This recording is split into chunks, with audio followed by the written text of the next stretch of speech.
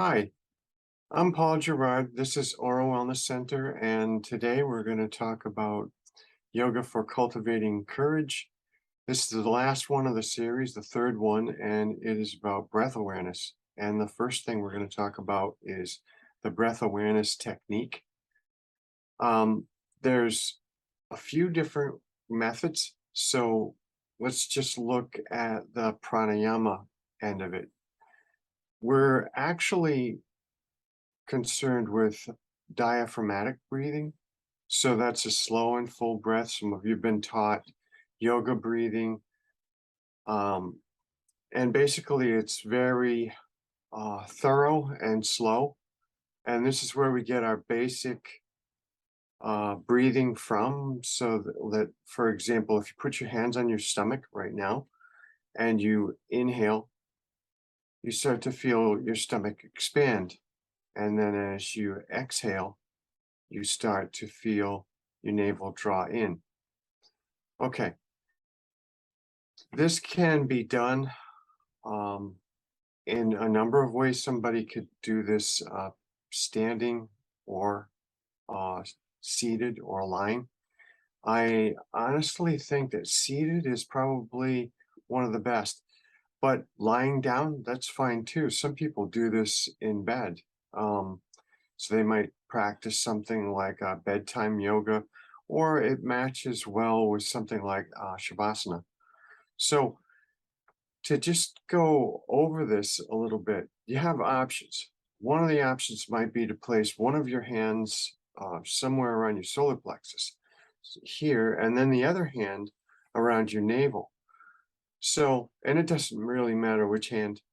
So what you're going to do here is as you inhale, you feel full expansion from your navel and throughout your chest. And then as you exhale, you draw in. So you draw your navel in. Now, some of your students are going to say, that kind of breathing, I just don't get it. I'm breathing backward. And that may be so for them. Um, Here's an example of a way to make it interactive. There's a couple of ways of making this interactive. One is that they um, raise their hands over their heads. They're raising their hands up and they're inhaling. They could add a back bend into the inhale. And then as they exhale, they slowly fold forward. And then that compresses the air out of them. So as they fold, what happens is they squeeze the air out technically. So then they inhale back up, hands over the head, and they could go into a slight back bend and or maybe more of a back bend depending on who they are and how flexible their spine is, and then exhaling into a fold and so on. So basically, we're thinking of it like this. Inhaling on the back bend, exhaling on the forward bend, and that makes it interactive for people who are struggling to get the breathing right. It's not a big deal, and it will help a lot of your students who are new to yoga. So that's something about the uh, breath awareness technique itself. Now, when we start to think about the meditation, let's say our meditation is focused primarily on breathing. And we're going to use breath awareness as our go-to.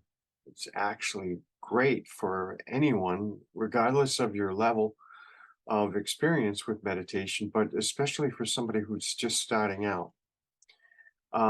I've heard people say, well, that's great for beginners, but it's not good for me. Personally, I still am like a kid in a candy store, so I try them all.